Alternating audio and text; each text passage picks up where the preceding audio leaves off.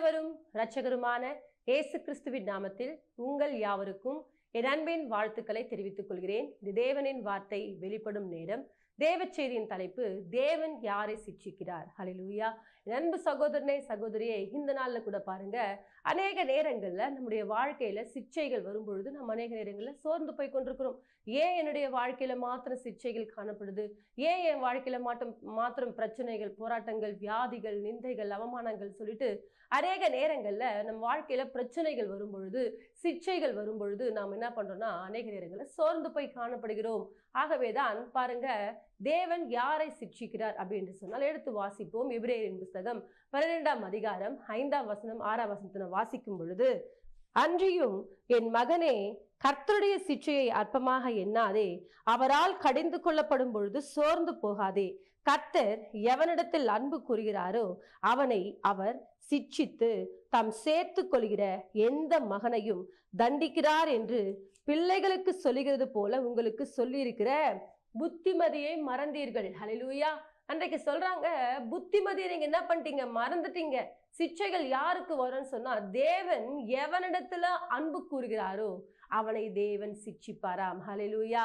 அன்பு சகோதரனே சகோதரியே, உங்களுடைய வாழ்க்கையில கூட ஒரு சில பிரச்சனைகள் வரும் பொழுது நீங்கள் சோர்ந்து போகாதீங்க. நான் கர்த்தரை தானே தேடிக்கொண்டிருக்கிறேன், அவருக்கு நான் உண்மையை தானே வாழ்ந்து கொண்டிருக்கிறேன், அவருக்கு பிரியமான பிள்ளையா தானே இருக்கிறேன். ஆனாலும் என் வாழ்க்கையில ஏன் சிட்சைகள், ஏன் என் வாழ்க்கையில போராட்டங்கள், ஏன் என் வாழ்க்கையில மாற்றமே இல்லைன்னு சொல்லிட்டு அநேக நேரங்கள்ல சோர்ந்து போய் காணப்படுறீங்களா? தேவன் எவனிடத்துல அன்பு கூறுகிறாரோ அவனை சிட்சிக்கிறாராம். ஹல்லேலூயா. ஆகவே இந்த நாள்ல கூட இந்த வார்த்தைகளை கேட்டுக்கொண்டிருக்கிற, இந்த நிகழ்ச்சியை பார்த்து கொண்டிருக்கிற தேவ பிள்ளைகளே, உங்களுடைய வாழ்க்கையில கூட நிறைய பிரச்சனைகளுக்குள்ளாக நீங்க கடந்து போய் கொண்டிருக்கிறீங்களா? கவலைப்படாதீங்க. உங்களுக்கு ஒரு தகப்பன் இருக்கிறார். அவர் எவனிடத்துல அன்பு கூறுகிறாரோ அவனைத்தான் சிட்சிப்பாராம். ஹல்லேலூயா. ஆகவே தேவன் சொல்றாரு, உங்களை தேவன் அதிகமாய் நேசிக்கிறார். அதனால்தான் நம்முடைய வாழ்க்கையில பாருங்க, நம்முடைய பிள்ளைகள் தான் நம்ம என்ன பண்ணுவோம்? ஸ்டிட் பண்ணுவோம். நம்ம பிள்ளைங்க நம்ம தண்டிப்போம், கண்டிப்போம், அடிப்போம், திட்டுவோம். ஏன்? நம்ம பிள்ளைகள் தவறான காரியங்களுக்குள்ள கடந்து போகக்கூடாது, 4 பேருக்கு என்ன பண்ணுவோம், கெட்ட பேர் வாங்கக்கூடாது என்பதற்காகத்தான் நம்ம பிள்ளைகள் நம்ம என்ன பண்ணுவோம்? அடிப்போம், திட்டுவோம், எல்லாமே செய்வோம். அடுத்த பிள்ளைங்க நம்ம அடிப்போமா? அடுத்த பிள்ளைங்க நம்ம திட்டுவோமா? திட்டமாட்டோம். ஏன்னா அவங்க யாரோ? என் பிள்ளைக்கு தான் நான் என்ன பண்ணுவேன்? சிட்சிப்பேன். என் பிள்ளை தான் நான் கடிந்து கொள்வேன். ஹல்லேலூயா.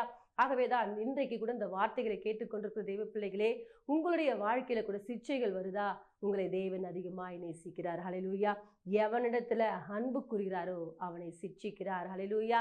ஆகவே அவங்க பாருங்க, அந்த நாட்கள்ல என் வாழ்க்கையில ஏன் சிட்சைகள் வருதுன்னு சொல்லிட்டு கேள்வி கேட்கும் பொழுது, நீங்க இந்த வசனத்தை நீங்க மறந்துட்டீங்களா?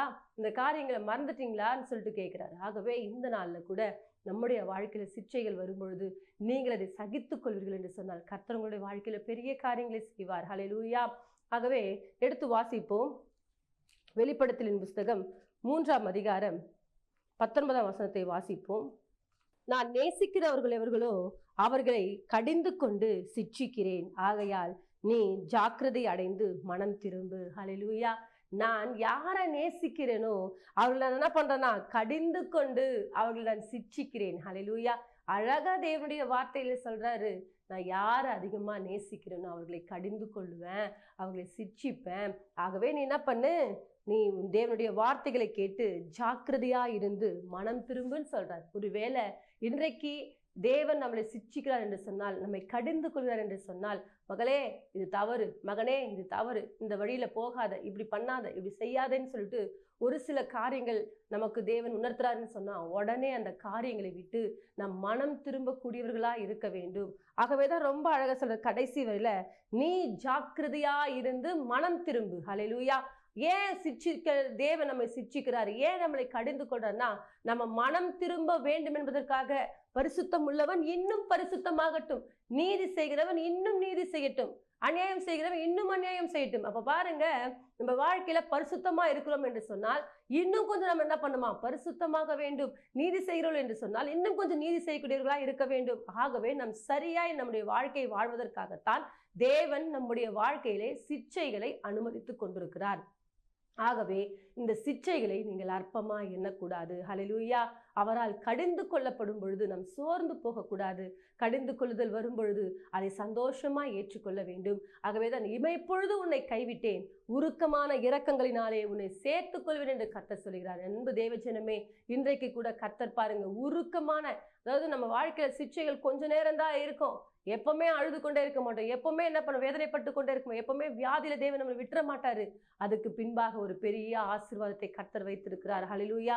ஆகவேதான் யாக்கோபின் புஸ்தகம் 1ஆம் அதிகாரம் 12ஆம் வசனம் வாசிக்கும் பொழுது, சோதனை சகிக்கிற மனுஷன் பாக்கியவான், அவன் உத்தமன் என்று விளங்கின பின்பு கர்த்தர் தம்மிடத்தில் அன்பு கூறுகிறவர்களுக்கு என்ன பண்ணுவாராம், தம் வாக்குத்தத்தம் பண்ணின ஜீவ கிரீடத்தை பெறுவான். ஹல்லேலூயா.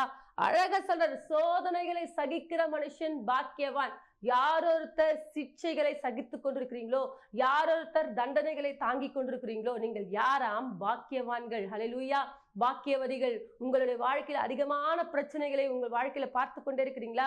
சிறு வயது முதற்கொண்டு இது நாள் வரைக்கும் கண்ணீர் வடித்து கொண்டே இருக்கிறேங்க, என் வாழ்க்கையில சந்தோஷத்தையே நான் பார்க்கலங்க, என் வாழ்க்கையில சமாதானமே இல்லைங்க, நிம்மதியே இல்லைங்க, என் வியாதி மாறவே இல்லைங்க, நான் இப்படியே வாழ்ந்து கொண்டிருக்கேன்னு சொல்றீங்களா? கர்த்தர் சொல்றார், சோதனைகளை சகிக்கிற மனுஷன் பாக்கியவான். ஹல்லேலூயா. அவன் உத்தமன் என்று விளங்கின பின்பு தேவன் தம்மிடத்துல அன்பு கூறுவர்களுக்கு என்ன பண்ணறாம், தாம் வாக்குத்தத்தம் பண்ணின ஜீவகிரீடத்தை பெற்றுக்கொள்ளும்படியாக. ஹல்லேலூயா. முதலாவதாக, ஏன் தேவன் நம்முடைய வாழ்க்கையில சிக்ஷைகளை அனுமதிக்கிறார் என்று சொன்னால், உங்களுடைய வாழ்க்கையில நீங்கள் உத்தமன் என்று விளங்க வேண்டும். இரண்டாவது பாருங்க, தாம் தெரிந்து கொள்வதற்கு என்ன பண்ணுவாரா, ஒரு ஜீவகிரீடத்தை கர்த்தர் வைத்திருக்கிறார். உங்களுக்காக தேவன் பரலோகத்துல ஜீவகிரீடத்தை நமக்காக ஆயத்தப்படுத்தி வைத்திருக்கிறார். அதை நாம் சுதந்திரத்துக் கொள்ளும்படியாகத்தான் இன்றைக்கு தேவன் நம்முடைய வாழ்க்கையில ஒரு சில சிக்ஷைகளை அனுமதிக்கிறார். அந்த சிக்ஷைகளை அனுமதிக்கும் பொழுது நாம் சோர்ந்து போகக்கூடாது. தகப்பன் எவர்களை அதிகமாய் நேசிக்கிறாரோ அவர்களைத்தான் தேவன் சிக்ஷிப்பார். ஹல்லேலூயா. சோர்ந்து போகாதீங்க. வேதாகமத்துல பாருங்க, 2 நபர்களை பற்றி பார்க்கிறோம். ஒருவன் ஐஸ்வர்யவான், ஒருவன் யாரு? லாசர். பாருங்க, அவர் லாசர் எப்படிப்பட்டவராக இருக்கிறார்? பிச்சை எடுத்து என்ன பண்றாரு? சாப்பிடக்கூடியவரா இருக்கிறாரு. ஐஸ்வர்யவன் பாருங்க, அந்த நண்பர்களோடு சேர்ந்து நல்லா ஜாலியா சந்தோஷமா வாழுறாங்க. ஒரு நாள் பாருங்க, 2 பேருமே மரணம் அடைகிறாங்க. ஒருத்தன் பரலோகத்துல இருக்கிறான், ஒருத்தன் நரகத்துல இருக்கிறான். இப்ப பாருங்க, ஐஸ்வர்யன் எங்க இருக்கிறான்? நரகத்துல இருக்கிறான். லாசர் எங்க இருக்கிறாரு? பரலோகத்துல ஆபிரகாமின் மடியில இருக்கிறார். சிக்ஷைகளை தாங்கி கொண்டவன் எங்க இருக்கிறான்னு சொன்னா, பரலோக ராஜ்யத்துல. ஹல்லேலூயா. அவர் நமக்காக ஆயத்தப்படுத்தி வைத்திருக்கிற அந்த இடத்துக்கு அவன் கடந்து செல்கிறான். ஹல்லேலூயா. இன்றைக்கு கூட உங்களுடைய வாழ்க்கையில் இந்த பூமியில் எனக்கு சிக்ஷைகள் சிக்ஷைகள் சிக்ஷைகள் சொல்லிட்டு அநேக நேரத்தில் சோர்ந்து போய் காணப்படுறீங்கள, சோர்ந்து போகாதீங்க. நமக்கு ஒரு தகப்பன் இருக்கிறார். அவர் நம்மை நிச்சயமாக ஆசீர்வதிக்கிற தேவனா இருக்கிறார். உங்களை உத்தமர்களாக விளங்கச் செய்வதற்காகத்தான் சிக்ஷைகள் நம்ம வாழ்க்கையில வருது. நீங்கள் இன்னும் தேவனோடு நெருங்கி அவருடைய ராஜ்யத்துக்குள்ள கடந்து சென்று அவர் உங்களுக்காக வைத்திருக்கிற அந்த ஜீவகிரீடத்தை பெற்றுக்கொள்வதற்காகத்தான் தேவன் உங்களுடைய வாழ்க்கையில சிக்ஷைகளை அனுமதிக்கிறார். ஆகவே சோர்ந்து போகாதீர்கள். தேவன் நம்மை நிச்சயமாக ஆசீர்வதிக்க அவர் வல்லவராய் இருக்கிறார். ஹல்லேலூயா. ஆகவே சிக்ஷைகள் வரும்பொழுது எனக்கு ஏன் சிக்ஷைன்னு கேள்வி கேட்டுக்கொண்டிருக்காதீங்க. அந்த சிக்ஷைகள் மத்தியில தேவனை மகிமைப்படுத்தி கொண்டிருங்கள். ஹல்லேலூயா. அன்றைக்கு பாருங்க, யோபுடைய வாழ்க்கையில பாருங்க, யோபு உத்தமனும் சன்மார்க்கனும் தேவனுக்கு பயந்து பொல்லாப்புக்கு விலகி அப்படி தேவனுக்கு பிரியமுள்ள ஒரு மகனாய் தான் இருக்கிறார். ஆனால் அவருடைய வாழ்க்கையில பாருங்க, அநேக சிக்ஷைகள் வருது. அந்த சிக்ஷைகள் வரும்பொழுது அவர் சோர்ந்து போகவில்லை. அவங்க மனைவி சொல்றாங்க, நீ இன்னும் உத்தமத்துல உறுதியா இருக்கிறியா? தேவனை தூஷித்து என்ன பண்ணுவோம், ஜீவனை விட்டுன்னு சொல்றாங்க. ஆனா கூட யோபு சொல்றாரு, கர்த்தரிடத்துல நன்மை பெற்ற நாம தீமையை பெற வேண்டாமோ?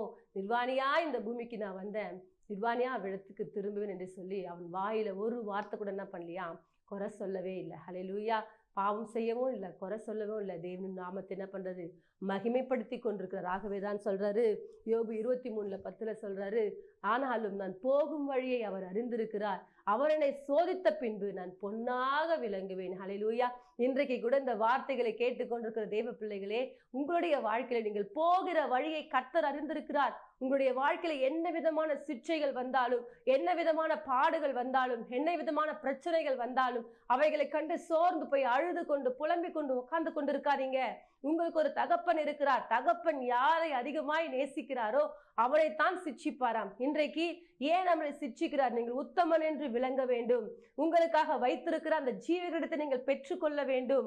யோபுடைய வாழ்க்கையில பாருங்க, சொல்றாரு, நான் போகும் வழியை அவர் அறிந்திருக்கிறார், அவர் என்னை சோதித்த பின்பு நான் பொன்னாக விளங்குவேன். ஹல்லேலூயா.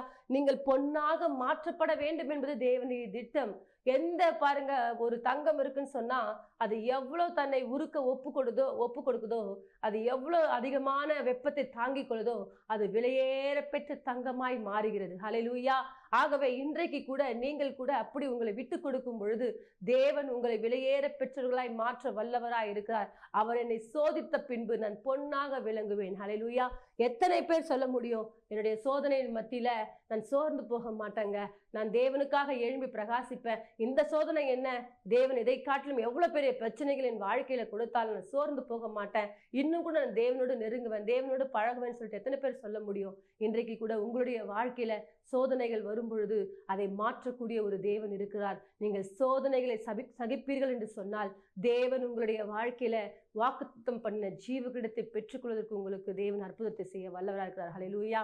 அன்றைக்கு பாருங்க, சவுலாய் மாற்றப்பட்ட பவுலுடைய வாழ்க்கையில எவ்வளவு பிரச்சனைங்க, எவ்வளவு அவமானம், எவ்வளவு நிந்தைகள், அத்தனை பிரச்சனை மத்தியில உபத்திரவமோ, கிறிஸ்துவின் அன்பை விட்டு நம்மை பிரிப்பவன் யார்? உபத்திரவமோ, வியாதியோ, பாருங்க, பசியோ, நாசமோசமோ, இவை எல்லாவற்றிலேயும் நாம் நம்மில் அன்பு கூறுகிறார்களே முற்றும் ஜெயம் கொள்கிறாய் இருக்கிறோமே. ஹல்லேலூயா. இப்ப பாருங்க, அந்த உபத்திரவன் மத்தியில கூட கிறிஸ்துவின் அன்பை விட்டு இதெல்லாம் என்னை பிரிக்க முடியாதுங்க, எவ்வளவு பிரச்சனைகள் வரட்டும், எவ்வளவு பாடுகள் வரட்டும், எவ்வளவு நிந்தைகள் வரட்டும், எல்லாவற்றையும் நான் சகித்துக் கொள்வேன் என்று சொல்லி அந்த சிக்ஷைகளை அவர்கள் அற்பமா எண்ணாதபடினால்தான். ஆகவேதான் அப்போஸ்தலனாகிய பவுல் சொல்றாரு, கிறிஸ்துவின் நிமித்தம் என்ன பண்றேன், நான் அடிக்கப்பட்டேன், நான் நொறுக்கப்பட்ட, எவ்வளவு காரியங்கள் வந்தாலும் கர்த்தர் எனக்காக ஒரு ஜீவ கிரீடத்தை ஆயத்தப்படுத்தி வைத்திருக்கிறார். ஹல்லேலூயா. அந்த கிரீடத்தை நான் கண்டிப்பா பெற்றுக்கொள்வேன் என்று சொல்லி விசுவாசத்தோடு அறிக்கையிடுகிறார். ஹல்லேலூயா. எனக்காக நீதியின் கிரீடம் வைக்கப்பட்டிருக்கிறது. ஹல்லேலூயா. ஆகவே இந்த நாள்ல கூட பாருங்க, உங்களுக்காக கர்த்தர் ஒரு நீதியின் கிரீடத்தை வைத்திருக்கிறார். அதை நீங்கள் பெற்றுக்கொள்ள வேண்டுமானால் உங்கள் வாழ்க்கையில வருகிறதான என்ன விதமான பிரச்சனைகளா இருந்தாலும், என்ன விதமான சிக்ஷைகளா இருந்தாலும், நீங்கள் அதை சகித்து கொள்ளும் பொழுது தேவன் நிச்சயமாக உங்களை ஆசீர்வதிக்க அவர் வல்லவரா இருக்கிறார். ஹல்லேலூயா. அது மாத்திரம் அல்லங்க, அன்றைக்கு பாருங்க, சாத்ராக், மேஷாக், ஆபேத்நேகோவுடைய வாழ்க்கையில எவ்வளவு பெரிய பிரச்சனை வந்துச்சு. இந்த பொற்சிலைக்கு முன்பாக என்ன பண்ணுது, பணியணும், பணியிலன்னு சொன்னா என்ன பண்ணுவாங்க, 7 மடங்கு சூளையில நான் போடுவேன்னு சொன்னாங்க. ஆனா கூட பாருங்க, அவங்க பெருசா அதை எடுத்துக்கொள்ளவே இல்லை. நாங்கள் ஆராதிக்கிற எங்கள் தேவன் எங்களை தப்புவிக்க வல்லவரா இருக்கிறார். அவர் எங்களை விடுவித்தாலும் விடுவிக்காமற் போனாலும் நாங்கள் அவரை மாத்திரமே ஆராதிப்போம் என்று சொல்லி தேவனுக்கு முன்பாக அந்த சிக்ஷைகளை தாங்கிக் கொள்வதற்கு அவர்கள் ஆயத்தமா இருந்தார்கள். ஹல்லேலூயா. 7 மடங்கு எரிகிற அக்கினி சூளையில தூக்கி போட்டாலும் அவர்கள் பாருங்க, முடி கூட கருகி போகல, அவருடைய ஆடை கூட ஒண்ணு பொசுங்கி போகல. தேவன் அவர்களை சாட்சியா நிலைநிறுத்தி தேவன் அவரோடு கூட உலாவி கொண்டிருந்தார். ஹல்லேலூயா. இன்றைக்கு கூட இந்த வார்த்தைகளை கேட்டுக்கொண்டிருக்கிற தேவ பிள்ளைகளே, நீங்கள் சிக்ஷைகளை சகித்துக் கொள்ளும் பொழுது தேவன் உங்களோடு கூட வருவார். ஹல்லேலூயா. நீங்கள் சிக்ஷைகளை தாங்கிக் கொள்ளும் பொழுது, உங்களுடைய வாழ்க்கையில பிரச்சனைகளை நீங்கள் ஏற்றுக்கொள்ளும் பொழுது தேவன் உங்களோடு கூட உலாகக்கூடியவரா இருப்பார். அன்றைக்கு ராஜா சொல்றாரு, நாங்க, அதாவது சாத்ராக், மேஷாக், ஆபேத்நேகோ ஆராதிக்கிற தேவன் தான் உண்மையான தேவன். யார் ஒருத்தர் அந்த தெய்வத்தை நீங்க ஆராதிக்கலையோ அவர்கள் வீடுகள் என்ன பண்ணும், எருகலமாக்கப்படும், அவர்கள் எல்லாம் என்ன பண்ணும், வெட்டுண்டு எல்லாரும் துண்டிக்கப்படுவீர்கள் என்று சொல்லி அப்படிப்பட்ட ஒரு சட்டத்தை ஏற்றுறாங்க. அது மாத்திரம் அல்ல, சாத்ராக், மேஷாக், ஆபேத்நேகோவை அந்த தேசத்துல உயர்த்தினான். ஹல்லேலூயா. அந்த ராஜா என்ன பண்ணாரு, ஒரு நாள் அடிமைகளா இருந்தவர்கள் இன்றைக்கு உயர்த்தப்பட்டதுக்கு காரணம் என்ன தெரியுமா? அவர்கள் சிக்ஷைகளை தாங்கிக் கொண்டார்கள். நீங்கள் கூட சிக்ஷைகளை தாங்கிக் கொள்வீர்கள் என்று சொன்னால் தேவன் தாமே உங்களுடைய வாழ்க்கையில ஆசீர்வாதத்தை கொடுத்து உங்களை உயர்த்த வல்லவராகிறார். ஹல்லேலூயா. ஆகவே யோபுவை போல உங்களுடைய வாழ்க்கையில நீங்கள் சிக்ஷைகளை நீங்கள் தாங்கிக் கொள்வீர்கள் என்று சொன்னால் உங்களை தேவன் பொன்னாக விளங்க செய்வார். பவுலை போல பவுல் சொல்ற, நல்ல போராட்டத்தை போராடினேன், ஓட்டத்தை முடித்தேன், விசுவாசத்தை காத்து கொண்டேன், எனக்காக நீதியின் கிரீடம் வைக்கப்பட்டிருக்கிறது. ஹல்லேலூயா. உங்களுக்கென்று வைத்திருக்கிற அந்த கிரீடத்தை நீங்கள் பெற்றுக்கொள்வீர்கள். ஹல்லேலூயா. அது மாத்திரம் அல்ல, சாத்ராக், மேஷாக், ஆபேத்நேகோ இருந்த இடம், அடிமைத்தனத்துல இருந்த இடத்துல தேவன் அவர்களை உயர்த்தினது மாத்திரமல்ல, இவர்களுடைய தேவன் தான் மெய்யான தேவன் என்பதை எல்லாரும் சொல்லும்படிக்கு அந்த இடத்துல தேவன் அவர்களை ரட்சிக்கும்படியாக அவர்களை கொண்டு ஒரு மிகப்பெரிய ரட்சிப்பை தேவன் ஏற்படுத்தினார். உங்களை கொண்டும் கர்த்தர் அப்படி மாற்ற வல்லவராக இருக்கிறார். ஆகவே நாம் யாவரும் இணைந்து ஜெபிப்போம். கர்த்தர் பெரிய காரியங்களை செய்வார். மகா இரக்கமும் கிருபை நிறைந்த எங்கள் அன்பின் தகப்பனே, இந்த ஆசீர்வதிக்கப்பட்ட நல்ல ஆண்டவரே, கால் நேரத்துக்காய் உமக்கு நன்றி. ஒரு விசையாய் எங்களை தாழ்த்தி வெறுமையாக்கி ஒப்பு கொடுக்கிறோம் ராஜா.